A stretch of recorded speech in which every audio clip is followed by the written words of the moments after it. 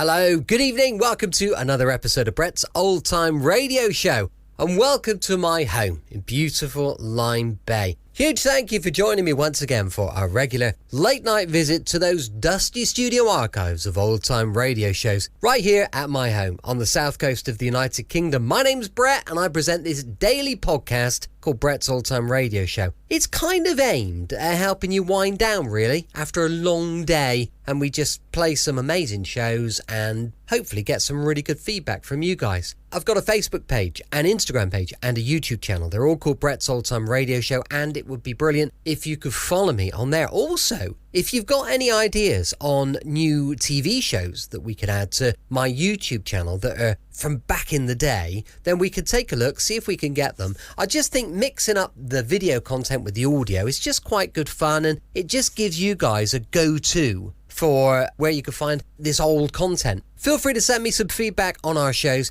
brett@tourdate.co.uk. Just launched a supporter page as well. If you get a minute, take a look. It's patreon.com/Brett's Old Time Radio Show. Time now for our latest episode of Sherlock Holmes. This is from the 23rd of April 1945, and it's called The Notorious Canary Trainer. This episode from the life of Sherlock Holmes will be transmitted to our men and women overseas by shortwave and through the worldwide facilities of the Armed Forces Radio Service. Petri Wine brings you Basil Rathbone and Nigel Bruce in the new adventures of Sherlock Holmes.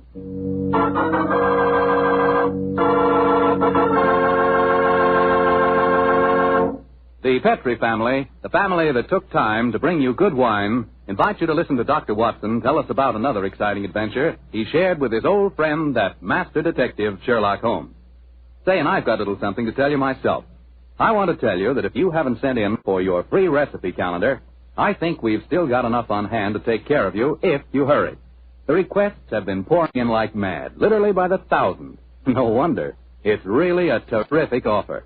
It's a calendar for 1945 and 46. It's in full color, and it tells you all you have to know about cooking with Petri wine. Write to Petri Wine, Petri, Petri Wine, San Francisco 26, California. San Francisco 26, California. But better hurry so we can get your recipe calendar to you immediately.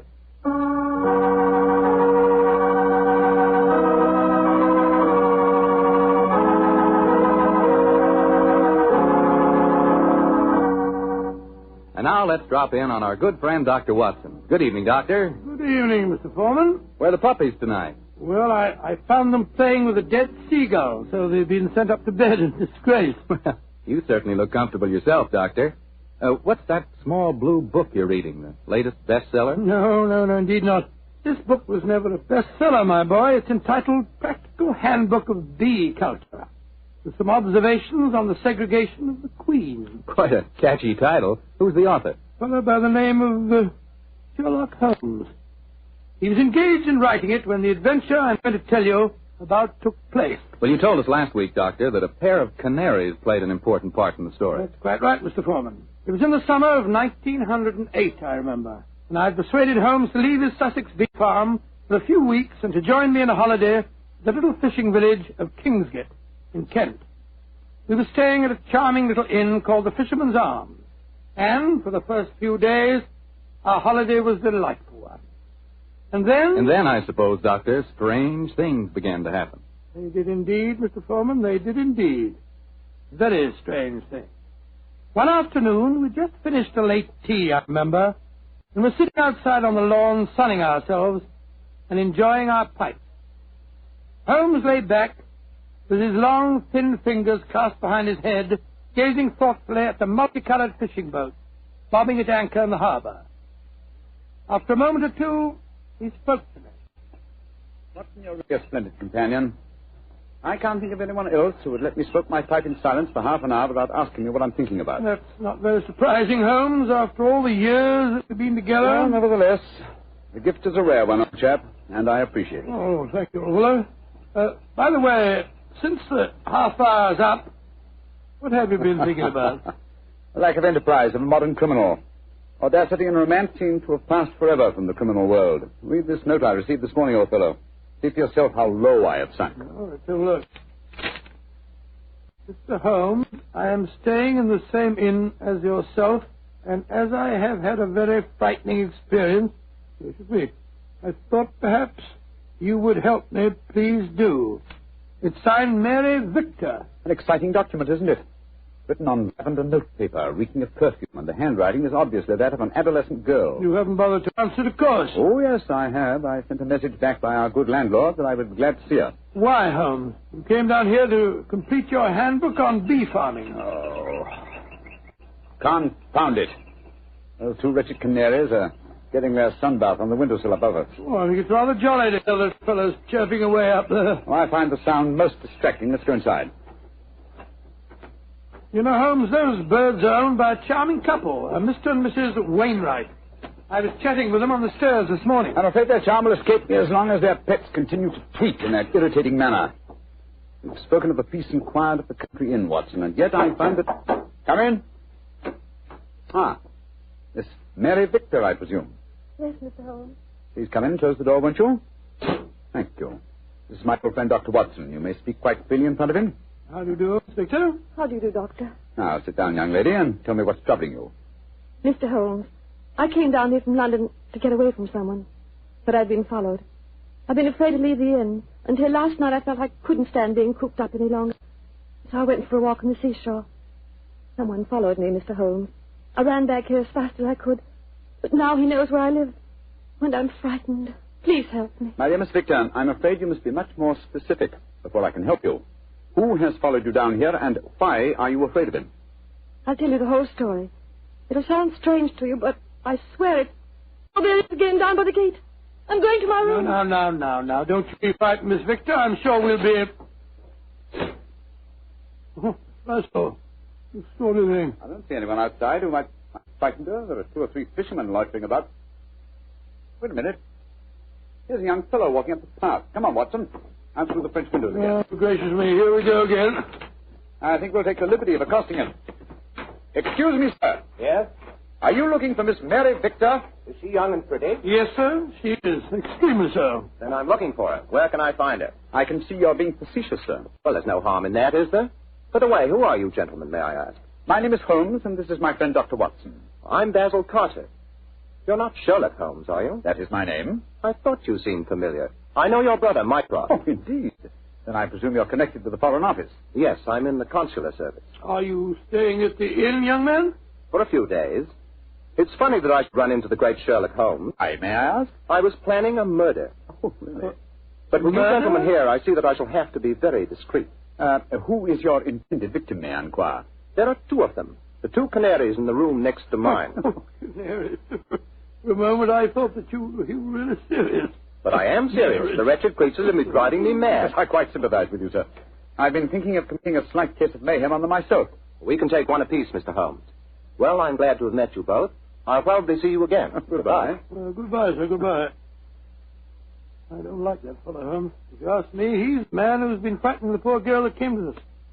He had a peculiar look on his face when you asked him if he was looking for Mary Victor. Well, there's only one person who can settle the question, and that's the young lady herself. Come on, old fellow. Let's go back indoors. Here comes Wainwright, the owner of the Canaries. Good evening, Mr. Wainwright. Good evening, gentlemen. This is my friend, Mr. Sherlock Holmes. I am honored to meet you, sir. How do you do, Mr. Wainwright? Beautiful evening, isn't it? I just took a stroll down to the store to get some more birdseed. By the way, Mr. Holmes, I hope our canaries don't bother you. Little fellows are such comfort to my wife and me. Oh, no, not at all, sir. I find their chirruping very soothing. Oh, I'm so glad. Good night, gentlemen. Good night, sir. Good night, Mr. Wilson. Not Wilson, Mr. Holmes. Wainwright. Oh, I beg your pardon. I'm so sorry. I thought you said Wilson. Good night. Well, not like you to mix up names, Holmes. I didn't mix them up, old fellow. I never forget a face. Mr. Wainwright is in reality Wilson, the notorious Canary trainer, whom I had the pleasure of sending to prison for a 7-year stretch in '95. Some years later, he made one of the most spectacular escapes from prison in the history of crime, and has since managed to evade all efforts to recapture him. Great Scott, he seems such a sweet old fellow. Well, possibly he's reformed, but I doubt it. Our stage is set for an intriguing problem, old chap, and our cast is an interesting one. A frightened young girl, a diplomat of uncertain integrity, and a noted criminal. Watson, I have a feeling that once again the game's afoot.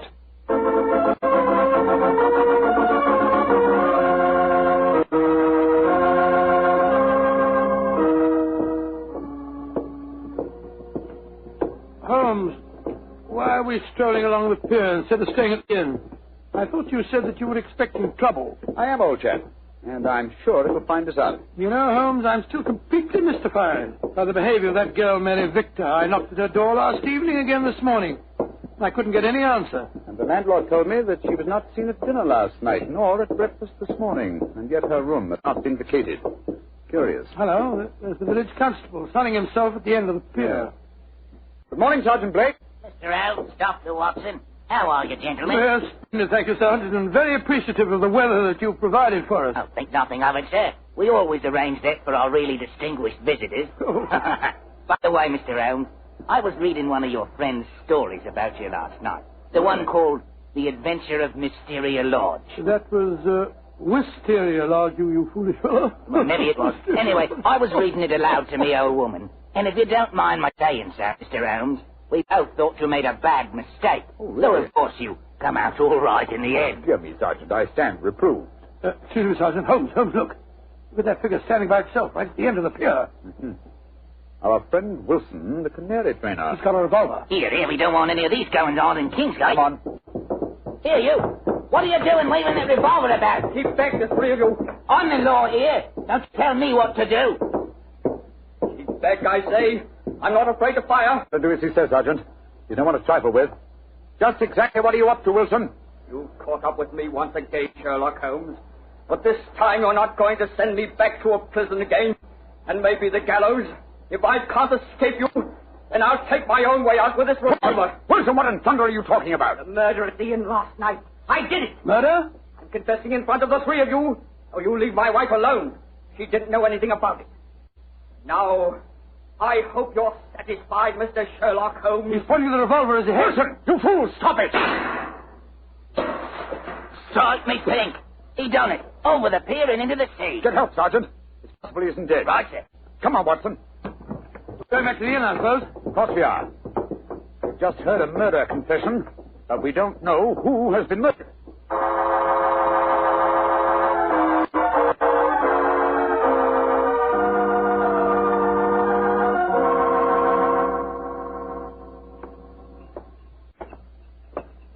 Holmes, what was the telegram that you sent off just now? A message to my brother, Mycroft. The innkeeper informed me that Basil Carter, the young diplomat we met yesterday, came in rather hurriedly in the early hours of this morning. Come on, let's go upstairs.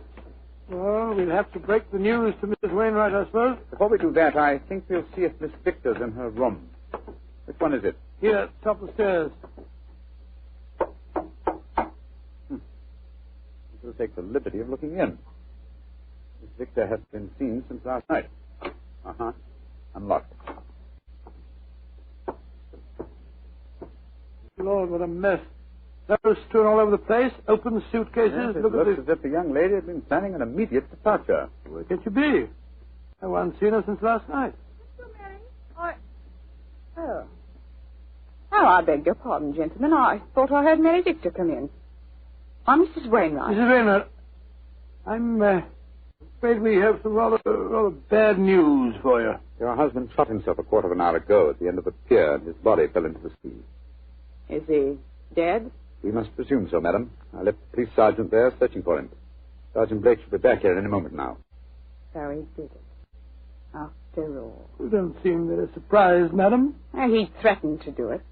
Mrs. Wainwright, before your husband shot himself, he confessed to committing a murder in this inn last night. A murder? Whose At the murder? moment, we're not quite sure. Oh, he must have been out of his Mrs. mind. Wainwright, I'm afraid I must ask you some rather painful questions. Are you aware that your husband was a criminal, that he served a prison sentence under the name of Wilson? Yes, I knew that. He told me when we were married 2 years ago. But he said that he'd gone straight ever since he'd come out of prison. That's why he changed his name. He was trying to make a fresh start. You know of no reason for his planning to kill anyone at this inn? None. And unless you find someone murdered, I wouldn't give too much thought to it. Yes, if you'll forgive my saying so, madam, you seem remarkably unmoved by your husband's tragedy. Why should I pretend? We were very unhappy together. This might be the best way out of it for both of us. Oh, my soul. My husband carried quite a large amount of life insurance. In the event of suicide, would that be payable? And on the policy, madam, but I must say that from your attitude, I begin to doubt whether your husband is dead. What do you mean? I mean that if Mr. Wilson, or if you prefer it, Mr. Wainwright, wished to disappear in spectacular style, what could be simpler than to pretend to shoot himself, drop into the sea... Mr. Holmes! I'm up here, Sergeant. Ah, did you find him? Yes, Mr. Holmes. We fished him out right away. Dead as a doornail. Shot himself to the head, he did. Well, that disposes of your last theory, Holmes. Did you find the revolver, Sergeant? Yes, ma'am. Got it right here with me. One bullet missing. Have you found out if anyone here's been murdered, Mr. Holmes? I found out very little as yet. Wait a moment. Listen. I don't hear anything. Exactly, you hear nothing. Yet we're within a few feet of the Wainwright's room. What do you mean, Mr. Holmes? I mean that there is one sound we should be hearing very clearly at the moment. Why did I think of it before? The sound of your canaries chirruping. You've heard little else for days. Come on, Watson. Where are you going? Your room, madam. I'm afraid I must dispense with asking your permission. You're already in my room. It seems a little late even to mention the subject. Here's the bird cage, the windowsill. Oh, the birds are gone. No, old chap. If you look more closely, you'll see them on the bottom of the cage. Let me open this door and get one of them out. By Jove, Holmes. They're dead. And yet when we entered the inn a few minutes ago, they were still chirruping. But who on earth would want to kill a couple of birds? That, my dear fellow, is one of the things we have to find out. So far, I must admit I'm puzzled. We have a self-confessed murderer, and the nearest thing we can find to a corpse is a pair of dead canaries.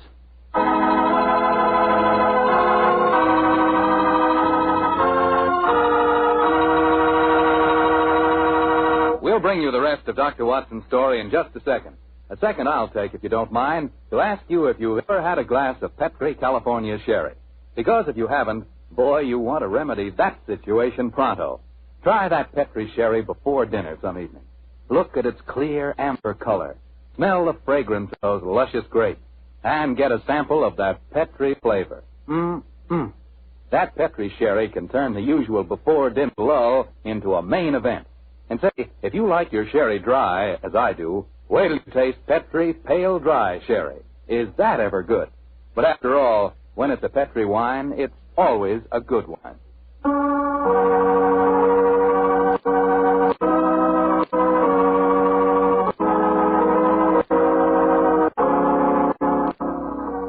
And now back to tonight's new Sherlock Holmes adventure. Strange events are taking place in the Kentish fishing village of Kingsgate. A self-confessed murderer has committed suicide, but his victim cannot be found. As we rejoin our story, the great detective and his old friend Dr. Watson are once again examining the room of Mary Victor, one of the missing guests. You know, Holmes, the murder that Wilson confessed to before he committed suicide might have been the killing of those two canaries. I think not, old chap. Wilson obviously loved the creatures and kept them in spite of the fact that they were dangerously apt to identify him with his criminal past. Uh-huh. Interesting.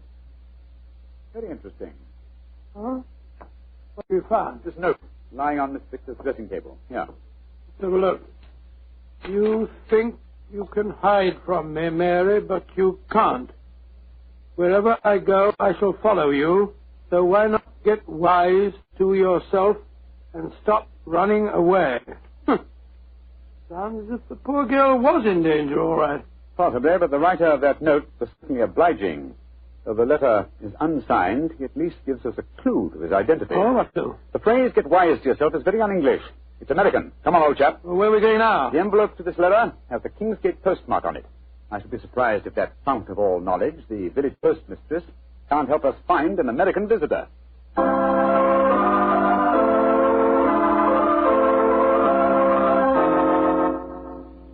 Yes, I know the young man you must be looking for, gentlemen. His name's Walter C. Bunker. He's been in here to send telegrams, and his accent's so strong you could cut it with a knife. It's just like one of the Red Indian fellows you read about, you know. Can you tell me where he lives, madam?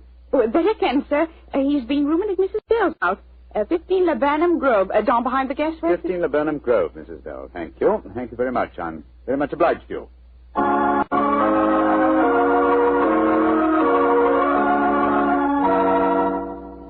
You, Mrs. Bell? Yes, sir. What can I do for you, gentlemen? Well, we understand that Mr. Walter Bunker has been staying with you, madam. That he has. A nice young American gentleman. Is he at home, may I ask?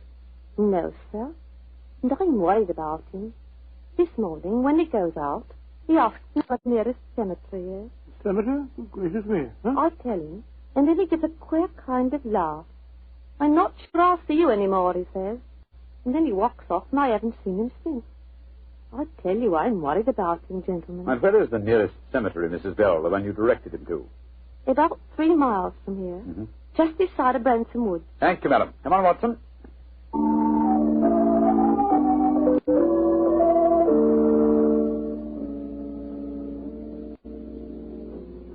The cemetery seems deserted. The clearly comes from the church. Good Lord, it's a funeral. Or a wedding. Come on.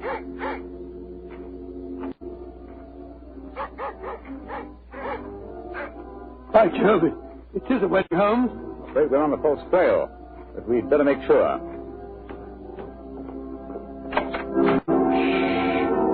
Quiet, gentlemen, please. The ceremony is just ending. Just one question. Can you tell me the names of the couple just been married? Miss Mary Victor from the inn, and a young American by the name of Bunker. Thank you. Yes, we have been following a false trail, confound it. The frightened young lady was merely frightened by her persistent American fiancé. The threatening letter that he sent her. Ambiguously worded, when you come to think of it.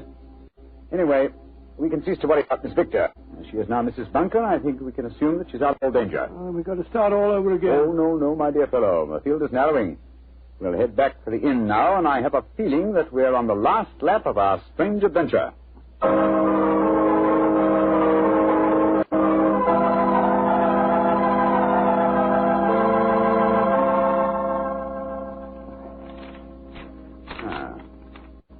Yes, here's another suspect eliminated. This telegram is from my brother Mycroft. I telegraphed him earlier on today to check on the movements of Basil Carter, the young man who left the inn so mysteriously in the early hours of this morning.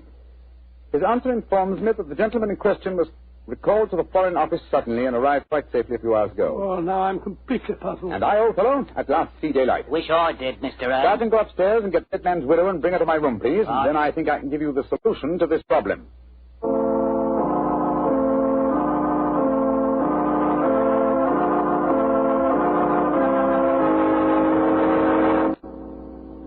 What do you want with me, Mr. Holmes? Madam, you and Sergeant Blake make yourselves comfortable.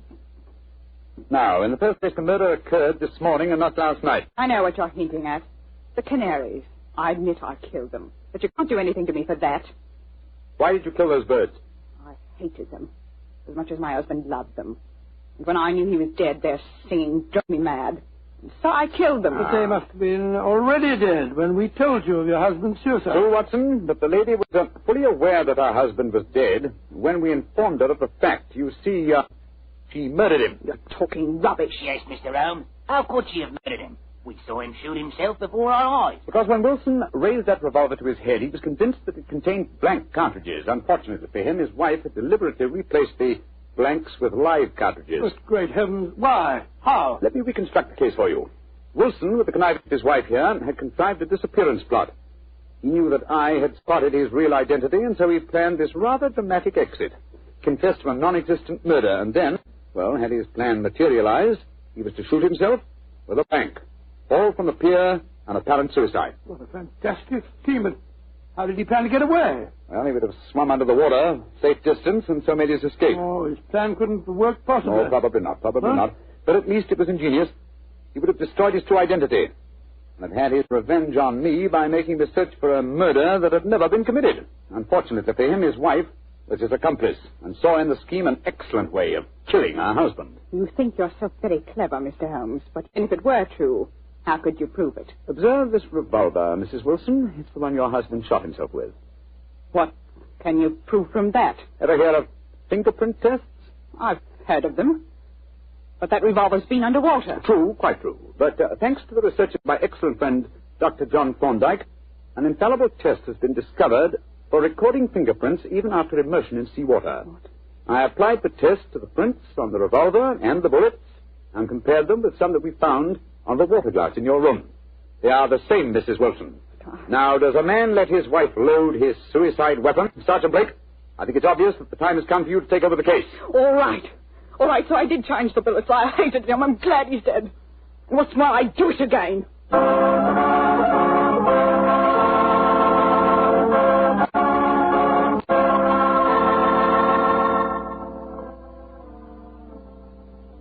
Mr. Holmes. Yes, Sergeant Blake? Well, now that I've taken Mrs. Whitson to the station, booked her on a murder charge, I wonder if you'd mind answering a question. What, sir? This fingerprint Ah. test. I'd like to know about that. I never heard of being able to take prints after a revolver has been handled 2 or 3 times and soaked in salt water. Yes, Holmes, and I'd like to know, when you performed the test and took the prints off the glass in her room, I thought that I was with you all the time. You will, my dear fellow. Well, then, I can give you the answer in one word. Bluff. What? There is no such test, my dear Watson. It would be almost impossible to expect clear prints after so much handling, and totally impossible after submersion. Fortunately for us, though, Mrs. Wilson was gullible enough to believe me and give me a confession. And there's no such person as Dr. John Thorndyke? Oh, yes, indeed there is. A great success last year in the case of the Red Hancock. You didn't tell me about that case, Holmes? No, I didn't. It was deliberate, old chap. With your taste for writing sensational stories, I was afraid you might publish the affair. Oh? Would it have mattered if I heard? Oh, yes, it would. Hmm? You would have given away, what shall I say, professional secrets. You would have provided the public, and in particular the criminal public, with a complete education on fingerprints.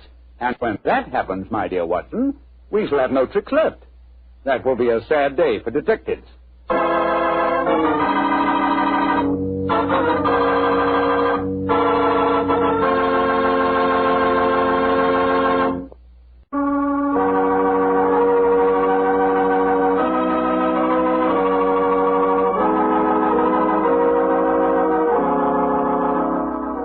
Tonight's Sherlock Holmes adventure is written by Dennis Green and Anthony Boucher and is based on an incident in the Sir Arthur Conan Doyle story, The Adventure of Wisteria Lodge. Mr. Rathbone appears through the courtesy of Metro-Goldwyn-Mayer and Mr. Bruce the courtesy of Universal Pictures, where they are now starring in the Sherlock Holmes series.